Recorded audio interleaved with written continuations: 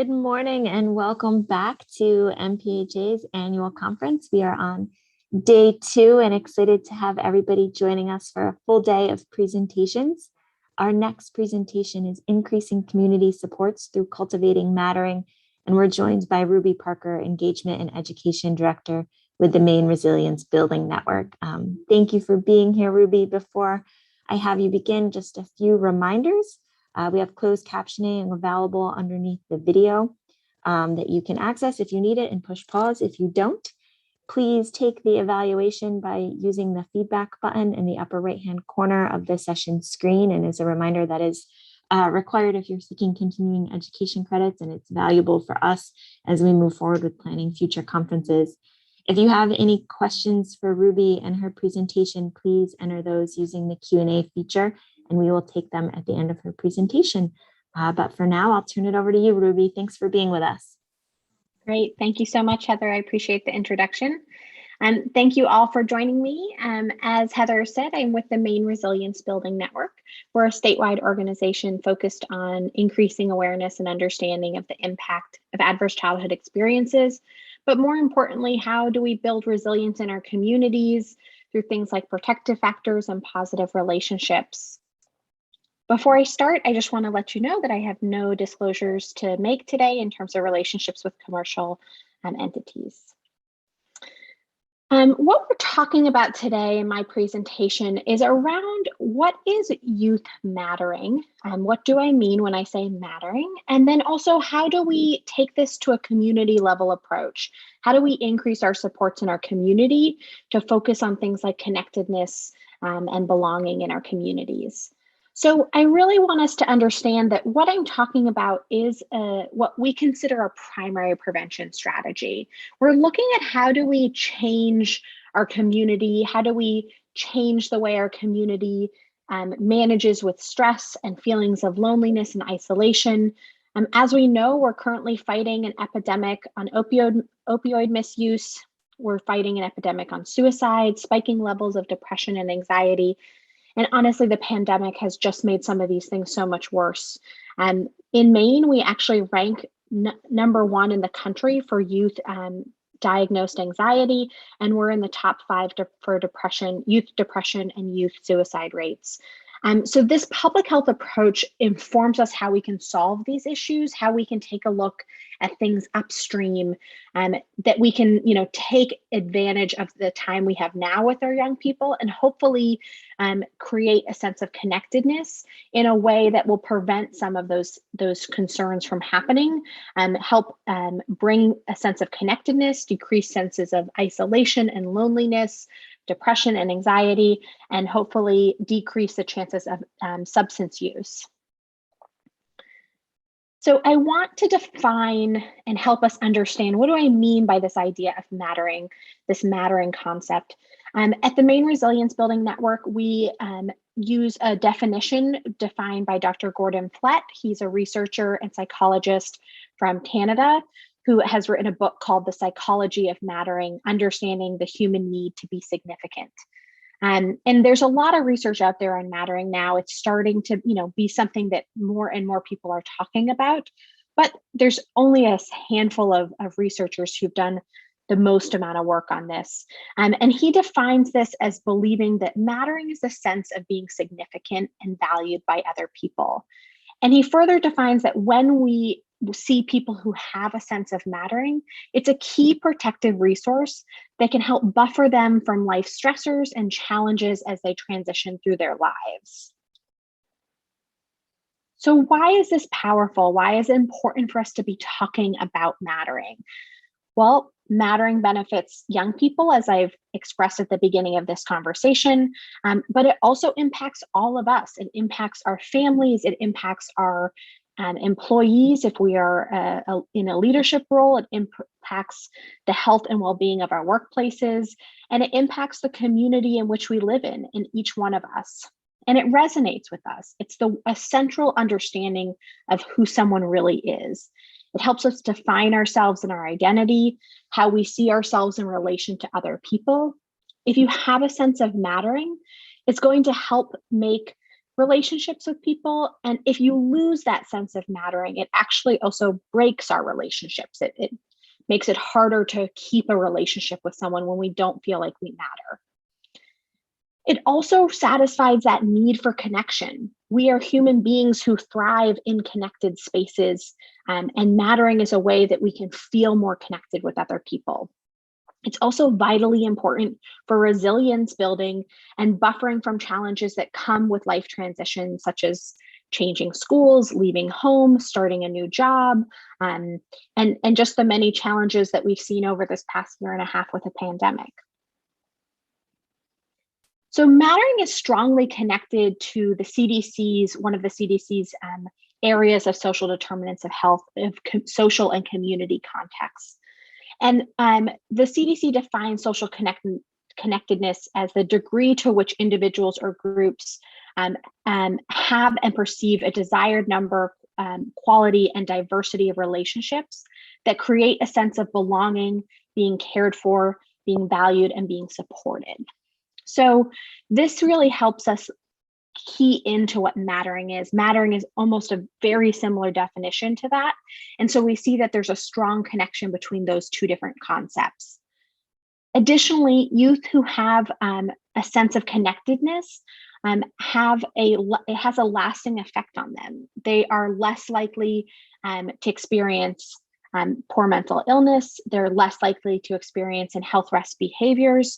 They're more likely to feel connected in their school place, have better academic performance, and a number of other factors. So it's important for us to understand that we can feel a sense of mattering different in different places in our lives. And so we like to kind of think about the three different domains of our life, depending on our age. So if we're a younger person, our areas of our life that we kind of spend the most time are what our relationships are inside our home, what the relationship is with the school environment, our friends there, and then lastly, our community. And obviously, as we get older, that school environment switches to a work environment. But these are the three different kind of areas in which we can have a sense of mattering. And I want to also help us understand that mattering is not simply this meaning of life or purpose in life. It overlaps strongly with that, but it's not simply that piece there. It's also not just the sense of belonging. At the beginning, I did use the term belonging because they're tied very closely, but you can be in a group of people that you feel like you belong in and then still feel a sense of invisibility, still feel that no one in the room really thinks that you matter, that you're contributing there. So it's important for us to recognize that mattering goes a little bit deeper than both of those concepts. And this is where we can see, well, how do we measure, how do we understand what mattering really is to us? So this is a researcher in the 80s that was one of the first ones to kind of look at relational mattering in terms of how we relate to other people. And so his name was Manny Rosenberg, and he asked these 5 questions and created a kind of scale to help people start to identify, what is my sense of mattering? And again, thinking back to those domains in which we feel those feelings, it can be different. Our sense of mattering can be very different at home versus at work or at school versus in the community. And so it's important for us to recognize that even when we have connections in certain places, we want to focus on all 3 areas of our life. How do we create that sense of mattering in all 3 spaces? And so these 5 questions here are questions that you can ask in terms of, how do I feel like I matter in one of these different places? And you answered on a scale of 1 to 5. The higher your score, the higher your sense of mattering in those places. So it boils down into these kind of 2 different areas about how we are seen and heard and valued by other people. Do people pay attention to us? Do you feel like someone cares about you? Someone makes you feel special? And then also about whether we're adding value to any place. So it's about feeling valued, and then also, are we adding value? And that's the key with mattering that makes it a little bit different than many other concepts, is, are we offering opportunities to add value? So someone needs us, they rely upon us, we have a role. We feel that people are grateful for us. They appreciate the things that we're doing. They notice that we're taking time to do certain things. And so again, those two pieces of feeling valued and adding value are really kind of what sums up all of that concept of mattering. I'm going to help put this in context in Maine to help us understand why are we even talking about this? Now that we kind of understand what I mean when I say youth mattering, why do we even talk about it? What are the kind of pieces here? So I'm going to share data from the Maine Integrated Youth Health Survey, which is a survey that's done every 2 years.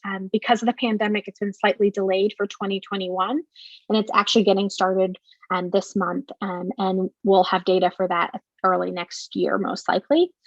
And so the last time this data was taken, it was in 2019. So again, it was prior to the pandemic. And I just emphasize that because I think we're all aware of the many ways in which the pandemic has impacted mental health for both adults and young people.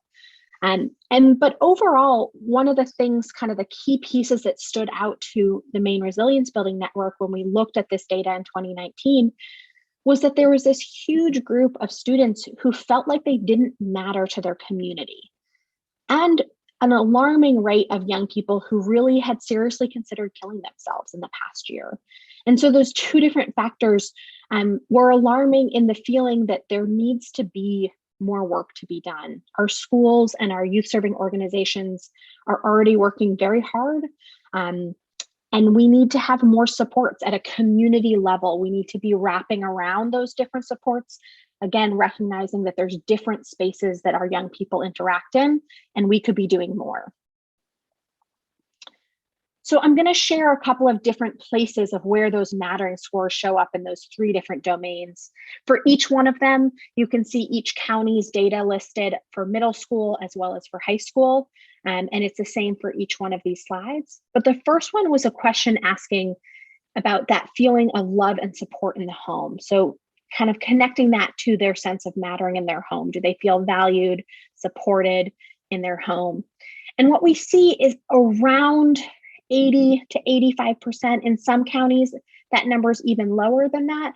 But we see that feeling of love and support in the homes a good amount. But what that does is it still leaves us with about 1 in 5 of our young people who don't have that connection inside their home. So that first domain of home, 1 in 5 don't have that connection, and that's important for us to be considering. The second area of this is looking at whether they feel a sense of mattering in their school. Do they believe that at least one teacher really cares about them? And again, we see those numbers a little bit lower than that sense of whether they have love and support at the home. And it gets us down to about 75%. So about 1 in 4 middle schoolers and 1 in 5 high school students still feel that they don't have a teacher who cares about them. So that's the kind of group of people who I'm concerned about and who I'm talking about today. And then lastly, we have this area of the question of saying, do you believe that in your community, you feel you matter to people? And this is where we see a huge change in that response. So we have, again, we talk about how we have some strong supportive families, we have some strong supportive school environments, but we really see this feeling of shifting of young people not believing that people in their community matter to them. And the reason why this is so important is because we have to recognize that Maine, there's a couple of different things going in that's in play right now. We're an aging state, so we are losing our population at a larger rate than some other spaces. We need young people to engage in our workforce. We need young people to kind of carry the torch in each one of our communities. We want those young people to stay in Maine, to stay connected to Maine, to be part of our communities. And if we want that, we need to be supporting that. And I think that's a really key factor here. Additionally, the concerns I mentioned at the very beginning around substance misuse, around feelings of depression and anxiety and suicide, that's another place that we are losing young people. Again, it's another space that we really want to be saying, how do we support young people? So there's different reasons to stand behind this and to be thinking about ways we can be engaging our community, ensuring that people feel supported. I also want to point out some specific data that we have here in Maine. Again, this is from the Maine Integrated Youth Health Survey. You can find all this data. It's available on the Maine CDC website. There's dashboards and lots of infographics that are really helpful to kind of go deeper into the data. But I think it's really important for us to recognize that in Maine, we have information around our youth who identify as LGBTQ, and who really, if you look at the data in Maine, it's about 20% of our young people who identify as being gay, lesbian, transgender, or questioning their sexual identity or questioning their gender identity. And so when we think about this really strong young group of people who have a big representation here in Maine, what we see is actually that they are less likely to receive support from adults, and they're twice as likely to be living in an environment where they're having some adversity happen. So they are twice as likely to have 4 or more ACEs, which are adverse childhood experiences. Additionally, if you look down here at the bottom, their scores are almost half of what their peers are who don't identify as LGBTQ in terms of feeling like they matter to their community. So significantly lower numbers there. Only 37% believe that they matter to their community in comparison to 60% of their peers. So it's just an area that for us to recognize that mattering scores are not the same across each one of our youth in each one of our areas. And there are many other young people who have marginalized identities that probably have significantly lower mattering scores. And while I don't have data to share and support that, I think that this gives us a snapshot and a clue into what's happening to our young people who feel marginalized. I also want to quickly tie this into our understanding of adverse childhood experiences and why these two things connect to one another. I think there's a lot of information around the state available around the impact of adverse childhood experiences, how it impacts our health and well-being for years to come. But in Maine, 1 in 5 of our high school students have 4 or more ACEs, which we consider to be that tipping point into a pileup of a number of health concerns, behavioral concerns as young people grow into adults. Additionally, what we see is that people, compared to people who have no ACEs, people who have 4 or more ACEs are much more likely, and you can see the numbers there on your screen, much more likely to be struggling with a substance use disorder, struggling with alcohol or other types of drugs, struggling with their mental illness. And so it's really important for us to recognize what's the connection between the impact that ACEs have on our young people, as well as then their feeling of mattering. And what we see that in the research around this, that mattering is linked with higher emotional maltreatment and emotional neglect. And so that's a really important thing for us to think about, that of the different types of adversity that could be going on at a child's home, when we see emotional maltreatment happening, that there's even greater feelings of lack of mattering. Additionally, we see that mattering is linked with greater feelings of loneliness and social isolation. So those kind of 2 key factors that are working against our sense of connectedness in our community. So I'm going to shift us to thinking about, how do we address this? What are things we can be doing in our community to shift those perceptions of mattering? And I just want to start off by simply recognizing the role that resilience plays in all this. I think of mattering as being a type of resilience building that we can be doing in our community. And so I want us to first kind of understand overall what mattering is and how do we build mattering in resilience. So you can kind of think of resilience as, again, tipping our scales. So no matter how many negative, stressful things we have going on in our lives, and no matter our age, so no matter whether it's the type of negative experiences we have inside our home, whether it's our feelings in our community, whether it's just a number of just stressors that happen on a daily basis for young people and for adults, Resilience helps buffer those types of stressors. It helps us manage our emotions. It helps us manage those types of challenges, and then also build a sense of belief in ourselves that helps us tackle other challenges down the road. Because we know that they're not just one set of challenges that any one of us experience. So the different ways in which we build resilience, this is kind of like the 5 individual ingredients or attributes that promote resilience in a person. So the first one is really about us thinking about competence. How do we build a sense of competency, an ability to handle situations effectively? So it's not just like a vague feeling that I can do this. It's about acquiring actual experience.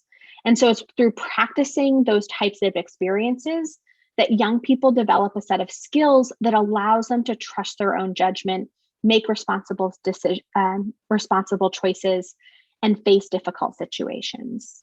So competence is a really key factor in building resilience in people. And if you think back to that idea of mattering is about feeling valued and adding value, in order for us to add value, we need to have a feeling that we can do something, that we can have a role in our communities. So competence is a really key factor in building a sense of mattering as well. So the next piece is that when we've experienced actual challenges, we've practiced them, we feel like we can handle those difficult situations, it helps us build our confidence, our belief in our own abilities, our self-efficacy. And so this is important ones that the more we practice, the more we have a sense of competence, the more our confidence grows. And that helps us build our resilience as well. Additionally, children need a fundamental sense of right and wrong to ensure that as they develop into adults and as they become supportive members in our communities, that their character is defined by their feelings of contributing into our society and contributing to our communities. And so that character is built through some of those different activities we just spoke about. The last 2 concepts here in resilience building that I think are really important to think about is about 2 different factors that are often taken away from children and young people who have experienced a number of traumas or adversities.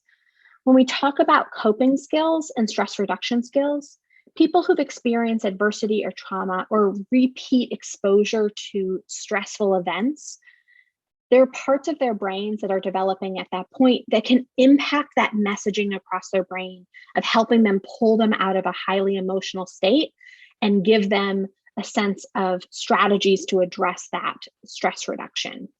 And so it's really important that we recognize that this is a skill that we need to teach people.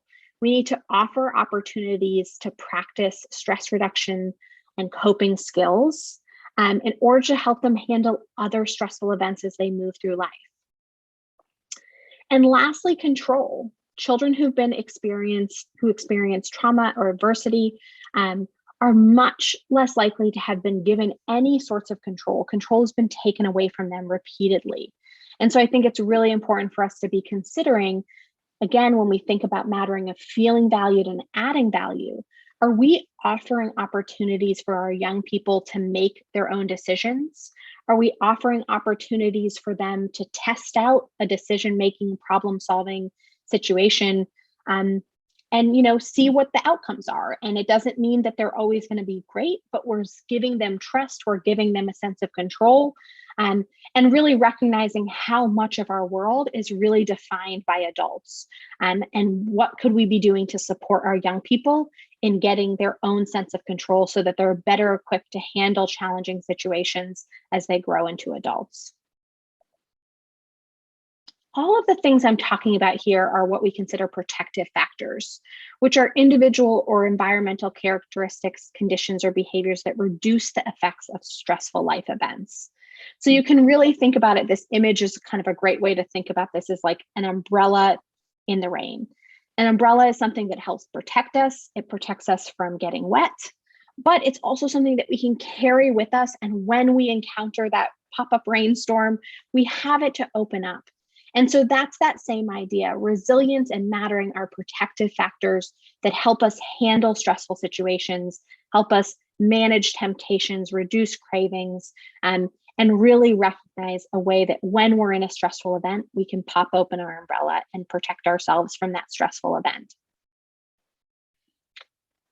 And in Maine, we see, again, this is data from the Maine CDC, from the Maine Integrated Youth Health Survey, that our young people who have those protective factors are less likely to have poor mental health and less likely to engage in using substances. So they have better, the more support we offer to people, the better health and less risky their behaviors are. And you can see all three of these different spaces of having someone in the home who helps them feel that they can succeed, receiving support from other adults. This is where I kind of look at the role of community connectedness is really about, are there other adults in our community providing support for our young people? And then lastly, do we have caring school environments, that third domain of school? Do we have an environment in which young people feel supported? And again, across the board, each one of these, we see a significant reduction in those feelings of suicide and use of marijuana when they have those protective factors in place for them. So what are the benefits of connection? We believe that the benefits of connection really are going to support a sense of mattering for our young people. And I've kind of already laid out all the different ways in which that is. But we also see that there's research and science from at a national level, and again, in Maine, what I just shared with you, of all the different benefits of that connection and the support systems in place. So we see it increases our longevity. It actually makes us live longer when we have a sense of connection with other people. It helps boost our self-esteem and our empathy, which are some of those key characteristics I spoke about in resilience building. It helps us fight diseases. It helps us build our immune system. It helps us regulate our emotions better. It lowers our rate of anxiety and depression. And it also helps create this positive feedback loop for social, emotional, and physical well-being. So the benefits of connectedness that we're focusing on in young people actually help benefit them for years to come down the road. We see increasing a number of different aspects of their life years down the road. And so I think this is a really important thing for us to be thinking about these benefits, not only benefiting our young people, but starting with us as adults in our communities. Do we have support systems in place? Do we have emotional connections with other people? If we're going to foster this in our young people, what kinds of supports are in place for other vulnerable members in our community? What kind of supports are in place for other humans? We're hardwired for that connection. Our brains signal and mimic the physical pain we experience during isolation and loneliness. And so being together is an integral part of our survival as adults and as human beings. And so this is where we really have to focus on social connectedness in our communities, especially for our young people, but also for each one of us in our community. And so this is from the Socially Connected Communities. It was a paper done in 2021, just recently, that really focuses on how we build social connectedness in our community. And they remind us that community-led solutions are steeped in an abundance thinking mindset, driven by a belief in the power of people to reshape their communities, improve health and well-being. And so this is really a key thing for us to be thinking about. How are community-led solutions driving our way of interacting with young people, supporting young people, and making them feel like they're part of our community? So there's lots of research that I'm going to be getting into this next couple of sets here are all around the different ways in which we build connectedness in young people. So it's focused on different strategies that can be used in the community on an individual level. And so this first one here is looking at how do we increase community connectedness with our young people. And this is from a research study done in 2004 that really focused on fostering connectedness. And this researcher recognized that So they did focus groups. They asked young people, what are ways in which you feel connected? And one of the top ways was focusing on youth-adult relationships, fostering simple exchanges between young people and adults. And actually, they focused on how do we foster those exchanges between anonymous adults. So not talking about those supports that young people already have. So, boosting the connection that a young person has with their coach or someone else who's already actively involved in their life. This is really about, at a community level, how do we improve those relationships between young people and adults who just pass each other on the street, who are interacting with one another in a grocery store or in a corner shop, who are interacting with one another on trails, bike trails, things like that. So that relationship and exchange between young people and anonymous adults is an area that can really build a sense of community connectedness for young people. The second area was around belonging in public spaces. This is about, do young people feel welcomed when they walk into a local business or into a neighborhood space, or just simply as they are in other public spaces and public parks on the street, walking bike trails, things like that. So is there a feeling of belonging in those public spaces? And so this is a key here. It doesn't, those spaces, the reality is people are allowed to be in those spaces, but it's about, do they actually feel like they belong in those places? Are they welcoming to them? Is there an idea that this is a space that they're allowed to be in? They're not getting looks and glares from other adults of wondering, what are they doing? Why are they here? Why is there a group of young people? So really thinking about, how do we create belonging in those public spaces? The next one is about recognizing that young people deserve to have voice in community fairs. And what we often see is that there's a select few youth who might have a place to share their opinion. Maybe there's a youth advisory board. Maybe there's a position within a council, like at a civic level. There's one position that's available for a young person. But this is about, how do we recognize that youth's desired need to be recognized and heard regarding community affairs, having an option for direct input for all young people, not just those few people who've been selected as leaders within their communities. And the last one here that they recognize in this research of young people's feelings of needing to foster connectedness was recognizing young people's creative engagement, ways in which they can engage and have options for outlets to express their desires and talents in a creative way. Are there skate parks? Are there mural areas that are open for young people to express themselves creatively through art? Is there a place to express music, open mic nights, things that have options for young people to express their creativity and really add to the fabric of our society? So at a system level change, because those are all things that are, can be done for sure. And these are kind of looking at a larger system level in our community. How do we create spaces for young people that foster community connectedness? So the first one here is about design. How do we co-create inclusive, healthy public spaces, design safe places for all ages to gather, that there's equitable resources and quality in those public, that we activate those public spaces to encourage healthy social interactions during them. We also want to think about our transportation systems. I know in Maine, especially in some of our more rural areas, this is a major concern.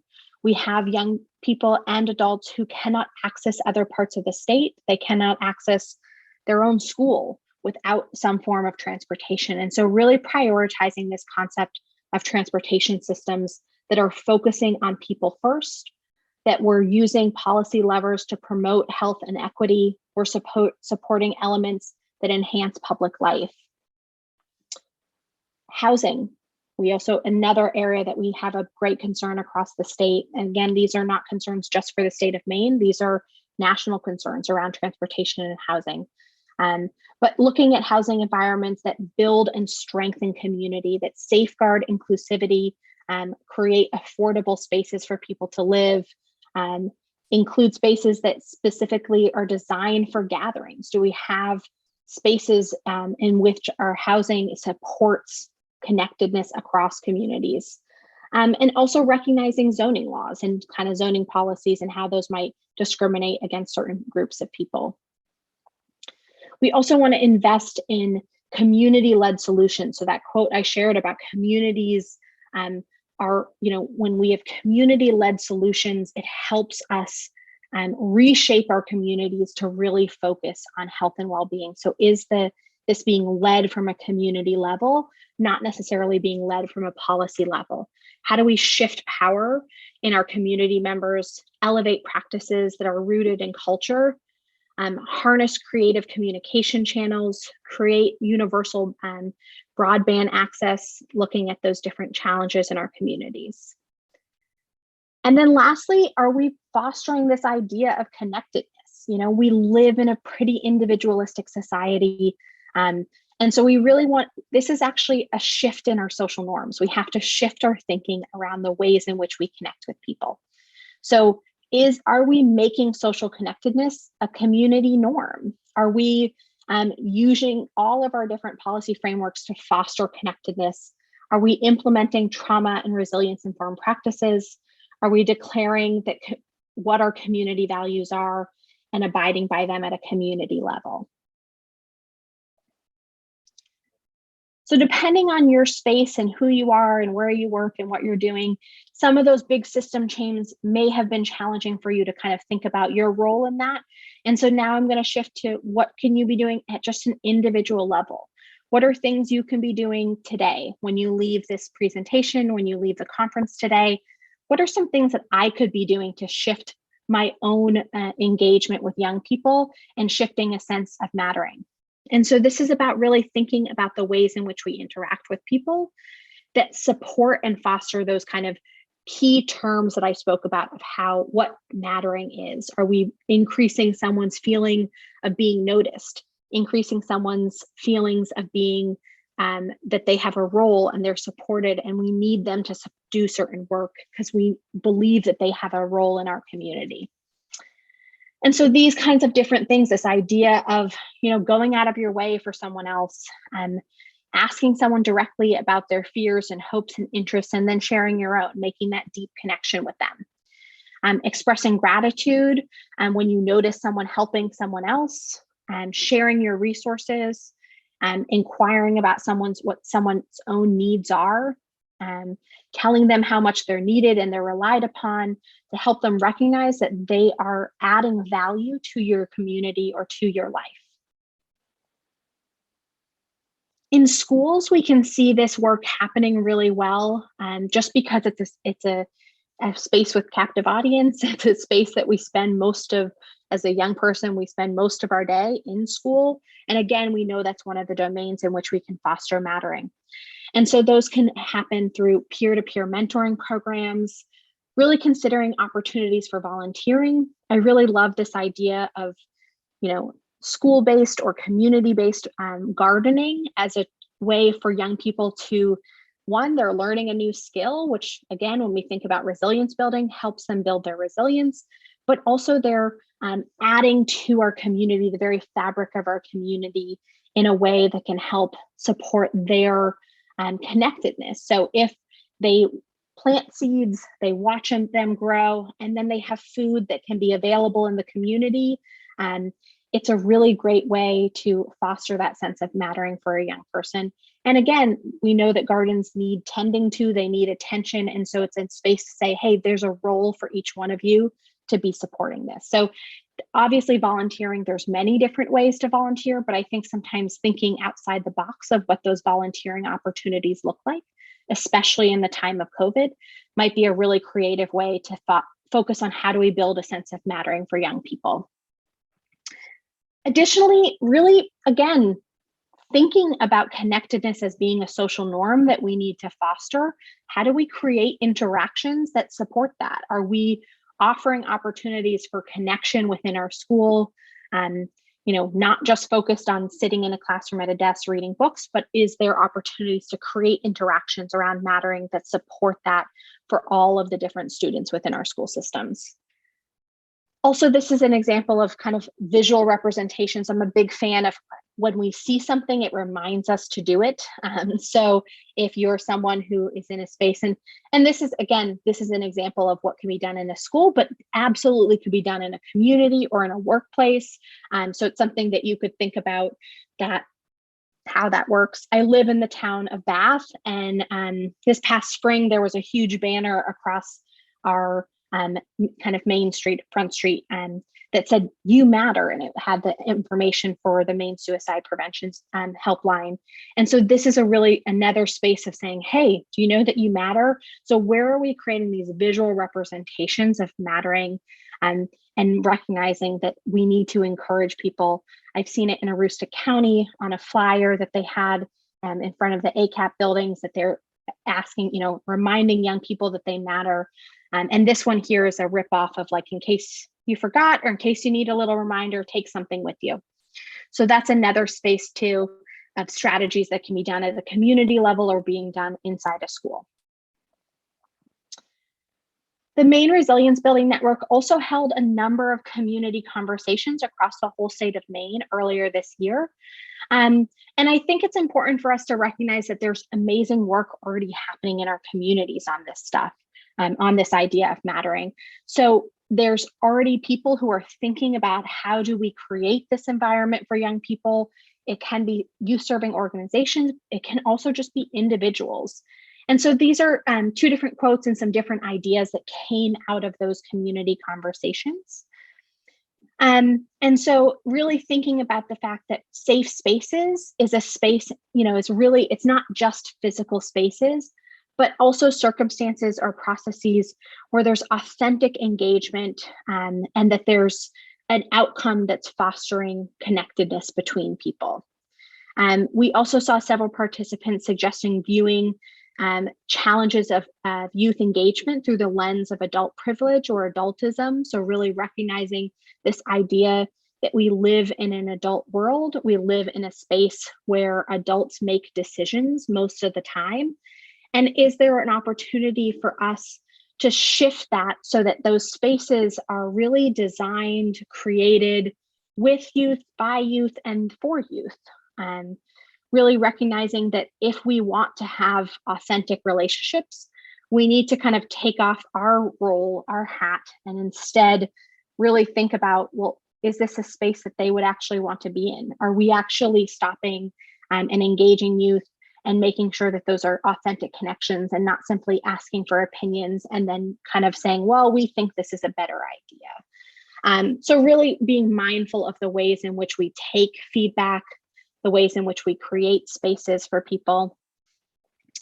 We also want to think about, how do we kind of make these small shifts in our actions that show young people that we care? And so this is really, really looking at these small steps that we can do on a daily basis. How do we spend time with people? How do we make sure that they know we're a good listener? How do we acknowledge when someone's been missed? And that can happen with really small acts in our language, for instance, recognizing language that is supporting to young people, that is, recognizing our marginalized youth and making sure that we are using language and changing the way in which our language in our workspaces, in our shops, in our community might be furthering a distance between us and young people.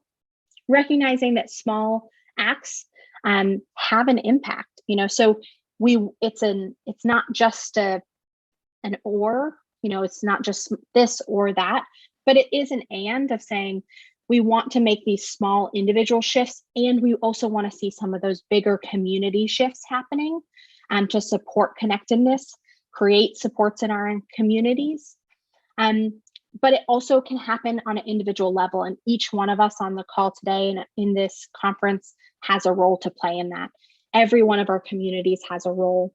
And I think this is a really important one because oftentimes what we see is we think of this work as being designed for a specific program, designed for a youth serving organization, designed for our school.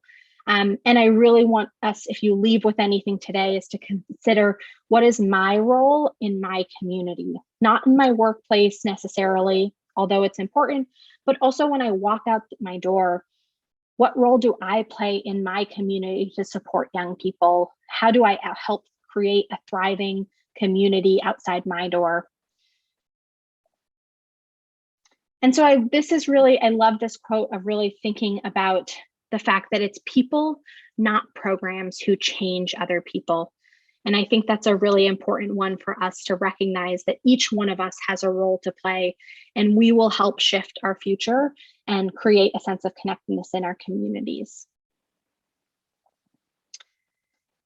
And so I want to invite you guys right now to take a moment and think about, what can we be doing to shift people's perspective of mattering in our community? What could we be doing, or what are you already doing? This might be I'm already doing this and I want to share it with other people. And so I encourage you for this piece to use your chat box and just share with other people who are watching this presentation today. What are things that you think could be done to help create a sense of mattering? Or what's something that you are really mindful about and you take action and you do, on a regular basis to support mattering for our young people, create a sense of connection. And so again, go ahead and put that in the chat. It's a great place just to share with other people on the call today, different ideas that might be helpful.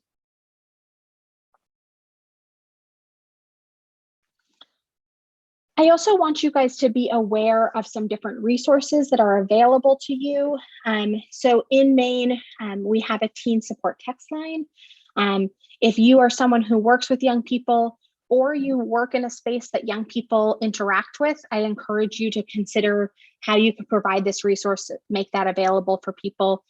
It's a text line. You can Google it and you'll come up with a flyer that you can print off around it.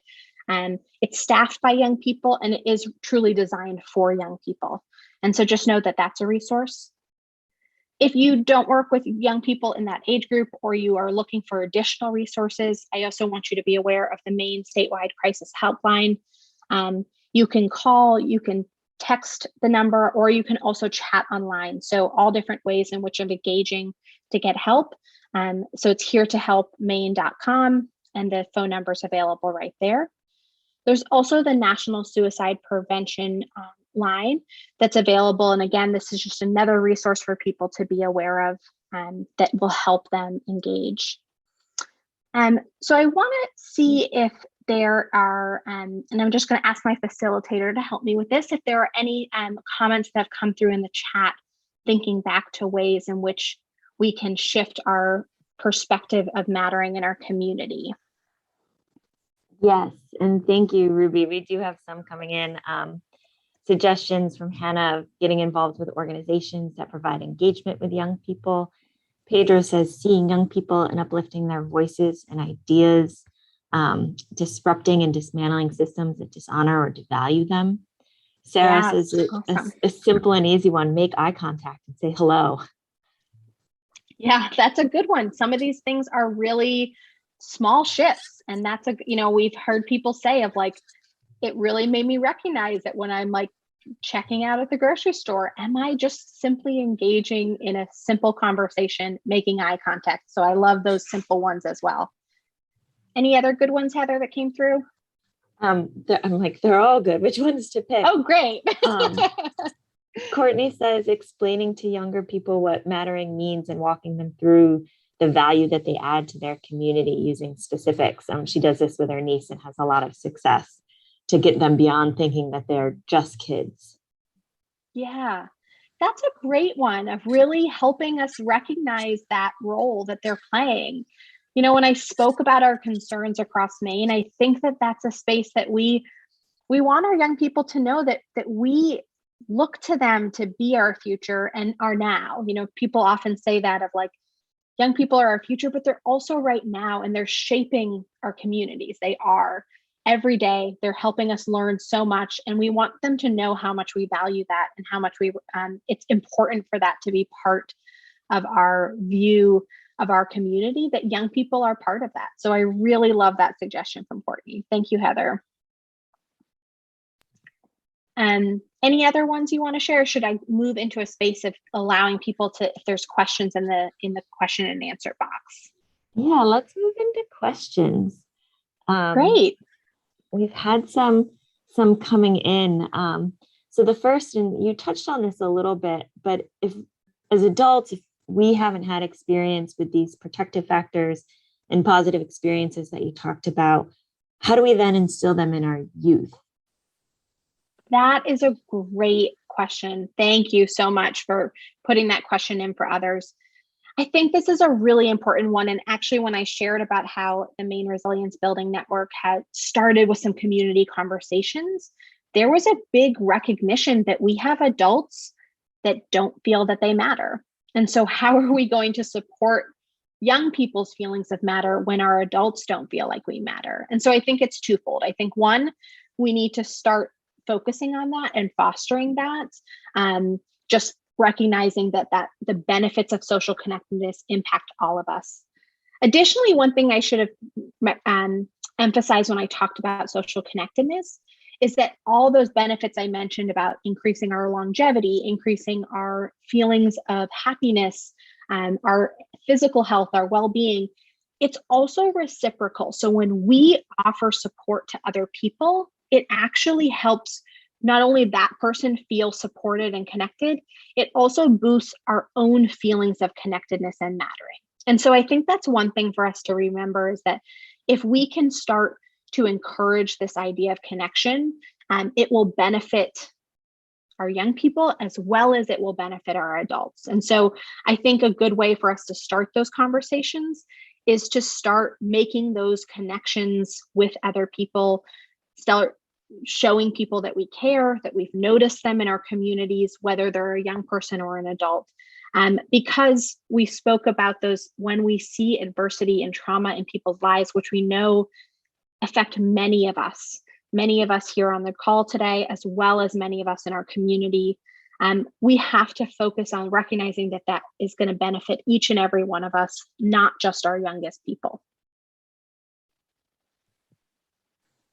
Thank you. That's really helpful. And it goes into a little bit into this next question about, making connections, and how has mattering been impacted over time with the integration of social media and the access to the internet? If we're all constantly on our phones and glued to screens, how do we create those connections, and how has it changed?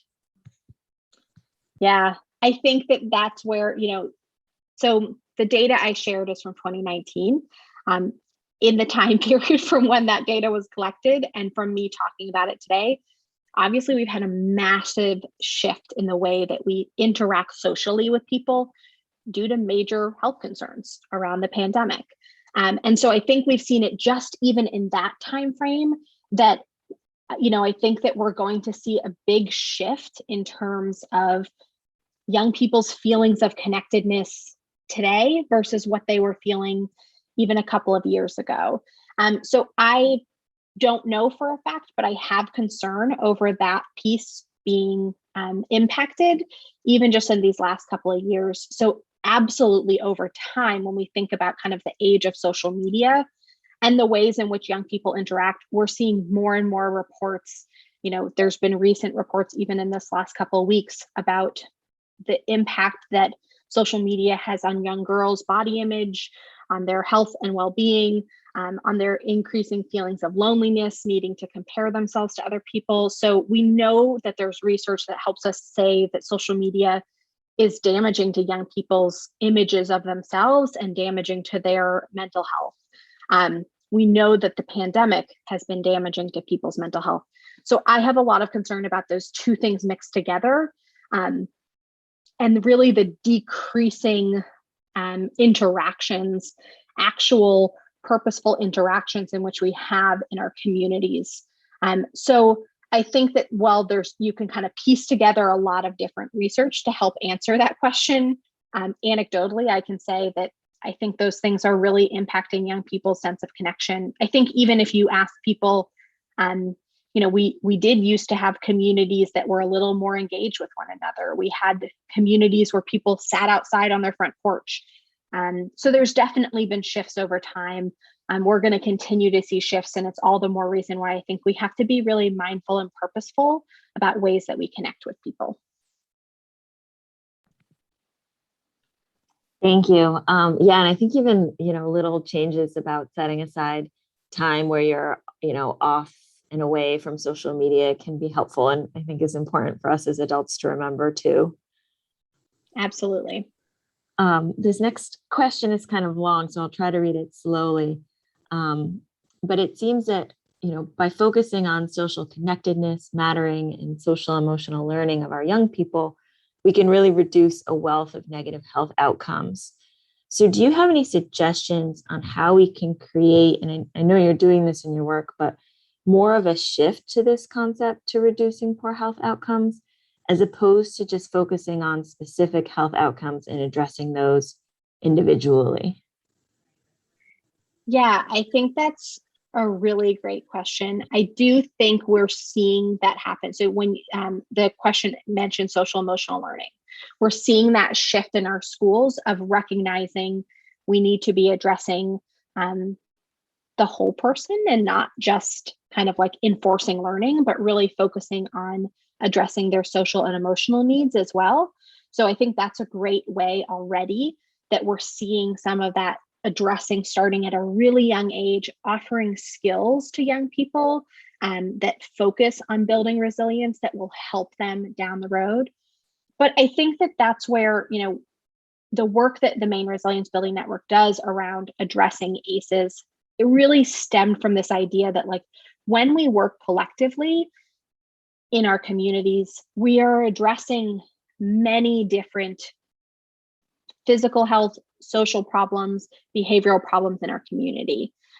So if you address ACEs, if you address the health and well-being of our young people at a area of focusing on resilience building, we actually can impact many different outcomes all at the same time, rather than down the road, really focusing on where things become very problematic. And so I do think that's where I really think of this whole approach and this whole idea as a primary prevention strategy. The reality is there's not a lot of, I know this working in public health, there's not a lot of money for true primary prevention work. We are in a reactive place almost always because we have a lot of challenges and problems facing us today. And that's where it's important that we have so many amazing partners at the table who work to help reduce substance use disorders in our community, to reduce homelessness in our community, to reduce poor mental health outcomes for our community members. So it's important for us, of course, to be working in those spaces, but all of us to be considering what could we be doing at a much more primary level to hopefully reduce an entire population from getting to those places. And I do think that mattering and social connectedness is one way for us to do this. I know there's probably many other strategies, but really focusing on those skill building opportunities for people, building their individual feelings of resilience so that they can buffer those negative outcomes, making sure that we're trauma informed and resilience responsive, making sure that as an organization, we're not re-traumatizing people, that we're very cognizant of their emotional needs. We're very cognizant of the fact that each one of us carries a level of trauma. And so we don't actually have to know what's happened in someone's life. We can still respond always in a trauma-informed way. I think those types of strategies happening across the board in our community are going to be a really good way for us to be addressing each one of those concerns. Thank you. And I appreciate too how this ties into the question that you asked of, what can we be doing and how can we start making changes to increase mattering and connectedness in our young people. We have one more quick question and then we'll wrap up our session. Does Mervyn have any existing partnerships with the Search Institute and the 40 developmental assets? Yeah, that's a great question. We don't have a formal partnership with them, but we definitely have utilized their research and their work that they've done and recognize them to be an asset to us. So there's a number of kind of national partners or organizations across the country that are doing really great work in this space, and we do our best to connect with them and make sure that we have, start to build a relationship, but it's not a formal partnership by any means. All right, thank you. And I think probably another good resource for people to check out during the break. And with that, it is noon. So thank you so much, Ruby. This has been a great presentation, and we're happy to have had you with us this morning. Just a reminder to take the evaluation using the feedback button. We'll take a quick 10-minute break and be back at 12:10 to talk about politics and public health with Dora Mills and Paul Cunert, with a moderated discussion by Ed Miller. So we'll see you all in 10 minutes. Thank you.